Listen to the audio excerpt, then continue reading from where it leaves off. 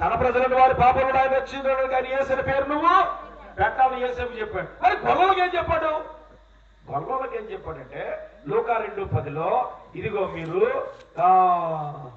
ఇదిగో లోకానికి కలుగు మహాసంతోషకరమైన వర్తమానము నేను మీకు తెలియజేస్తున్నాను, దావీదు పట్టణమందుడి రక్షకుడు మీ కొరకు పుట్టి ఉన్నాడు. ఎవరో మరి ఏ సనలేదేంటి? ఏ సనలేదేంటి? మరి ఇంకేమో యేసని పేరు పెడతామన్నాడు, యేసేపుకేమో యేసని పేరు పెడతామన్నాడు. పుట్టేసిన తర్వాత గొల్లలకి అన్నాడు పుట్టినోడు క్రీస్తు అన్నాడు. గట్టిగా దేవుడికి స్తోత్రం చెప్పరా. ఇప్పుడు ఈయన పేరు ఏమైంది? యేసుక్రీస్తు.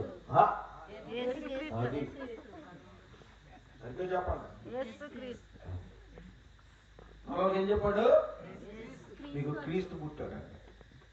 క్రీస్తు ఎవరికి కావాలి? ఇశ్రాయేలుకి కావాలి. యేసు ఎవరికి కావాలి?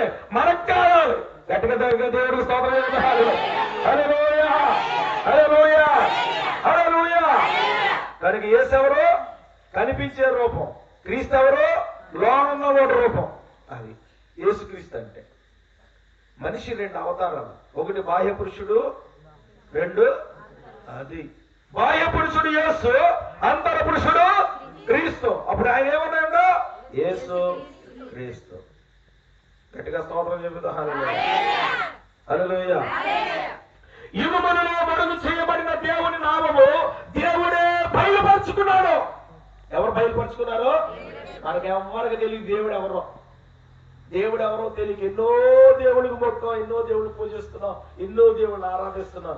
దేవుడు అన్నాడు, ఒరే బాబు నేనేరా వచ్చాను, నా పేరు ఇదిరా అని చెప్తుంటే ఇంకా ఆయన పక్కనెట్టేస్తున్నాం మనం. ఎంత బాబులు ఇంకా అని చెప్తున్నా ఇంకా ఆయన పక్కన పెట్టేసి ఇంకా దేవుడిని ఆరాధన చేసేస్తున్నాం. ఎవరు ఆ దేవుడు?